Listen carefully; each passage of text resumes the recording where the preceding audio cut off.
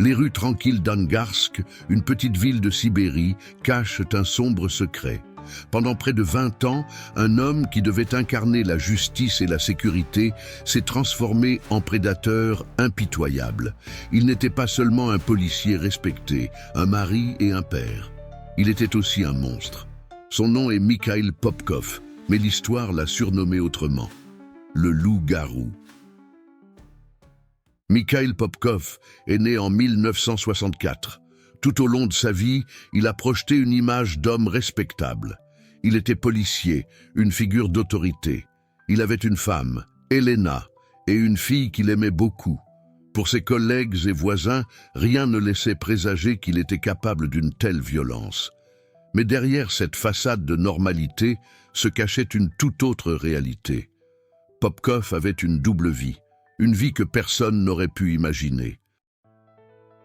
Au début des années 90, alors que la Russie était plongée dans des bouleversements économiques et sociaux après la chute de l'Union soviétique, une série de disparitions et de meurtres brutaux a commencé à semer la terreur dans la région d'Angarsk. Des femmes, jeunes et âgées, étaient retrouvées mortes, souvent dans des conditions horribles. La police, impuissante, ne parvenait pas à résoudre ces crimes. Mikhail Popkov a commencé à tuer en 1992. En utilisant son statut de policier, il gagnait facilement la confiance de ses victimes. Il abordait des femmes seules, souvent en état d'ébriété ou rentrant tard la nuit, et leur proposait de les raccompagner chez elles. Mais une fois dans sa voiture, leur sort était scellé. Puisqu'il ne travaille pas avec ses collègues ce soir-là, la plupart des meurtres qu'il commet se déroulent dans la nuit du mardi au mercredi, ce qui lui vaut le surnom de tueur du mercredi. Toutes ses victimes ont des caractéristiques similaires. Elles sont petites, rondes et sont toutes des femmes. Il les cherche à la sortie des boîtes de nuit, des restaurants et des magasins. Afin de les faire dormir, il leur donne de l'alcool fort. Une fois endormis, il les dirige vers l'autoroute M53, connue sous le nom de la route de la mort. Après être arrivé en forêt, il fait descendre la future victime, la contraint à se dévêtir.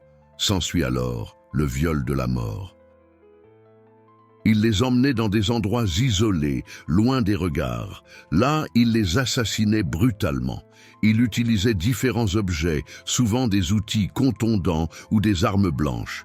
Les corps étaient laissés dans la nature, abandonnés comme s'ils n'avaient jamais compté. Ces victimes étaient découvertes par des promeneurs ou des bûcherons, parfois des semaines après les meurtres, dans des forêts ou au bord des routes. Pendant des années, les enquêteurs n'avaient aucune piste. Les meurtres semblaient aléatoires, et pourtant, il y avait une constance dans la brutalité des crimes. Les autorités étaient débordées. Dans une Russie post-soviétique en plein chaos, les ressources manquaient, et personne ne soupçonnait que le tueur se cachait parmi eux. Popkov avait un avantage.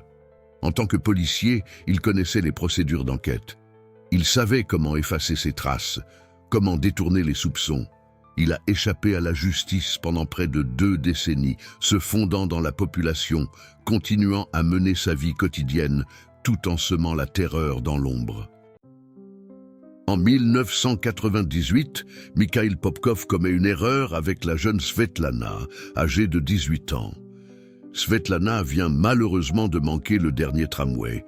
Comme d'habitude, Mikhail Popkov propose à la jeune demoiselle de la raccompagner chez elle.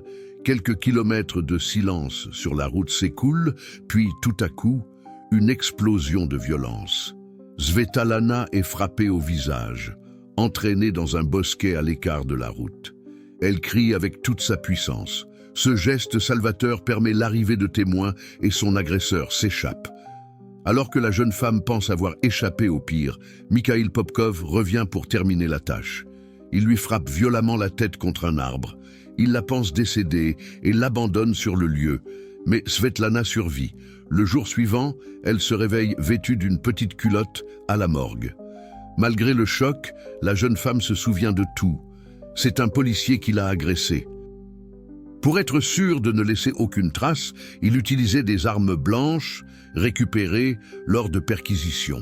Popkov justifiait ses crimes en affirmant qu'il purifiait la société. Selon lui, ses victimes étaient des femmes immorales.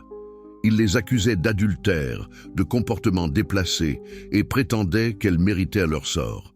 Mais derrière ces justifications se cachait une misogynie profonde, une haine des femmes qu'il ne pouvait pas contrôler. Popkov est un exemple classique de tueur en série organisé. Il avait une haine profondément ancrée, probablement alimentée par un sentiment de rejet ou de trahison qu'il projetait sur ses victimes.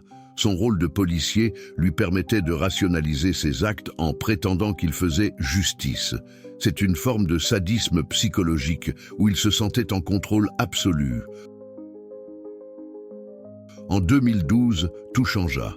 Grâce aux avancées en matière d'analyse ADN, les enquêteurs ont pu relier Popkov à un échantillon de sang retrouvé sur l'une des scènes de crime. Ce fut la pièce manquante du puzzle. Il a été arrêté et placé en détention. Lorsque la vérité a éclaté, ce fut un choc immense pour sa famille et ses collègues. Comment cet homme, qui semblait si normal, pouvait-il être responsable de tant de meurtres ? Au cours de son procès, Popkov a avoué avoir tué 78 femmes. Il a même déclaré que le nombre réel de ses victimes était probablement plus élevé, dépassant les 80. Son sang-froid durant les aveux a glacé l'Assemblée. L'homme qui, pendant des années, avait échappé à la justice, s'est montré totalement impassible face aux conséquences de ses actes. Pour les familles des victimes, l'arrestation de Popkov a été un soulagement mêlé de douleur. Pendant des années, elles avaient cherché des réponses, espérant que le meurtrier de leurs proches serait un jour arrêté. Mais cela n'a pas suffi à apaiser leur chagrin. Le vide laissé par ces femmes restera à jamais. Popkov a été condamné à la prison à vie en 2015. Il restera derrière les barreaux pour le reste de ses jours, mais les cicatrices de ses crimes demeurent vives dans la mémoire collective de la Russie. À Angarsk, la simple mention de son nom suscite encore la terreur et le chagrin. Le cas de Mikhail Popkov est un rappel effrayant que même ceux qui sont censés nous protéger peuvent être les pires prédateurs. Pendant près de 2 décennies, il a utilisé son autorité pour trahir la confiance du public et commettre des atrocités. Aujourd'hui, la justice a été rendue, mais son histoire continue d'effrayer et de fasciner.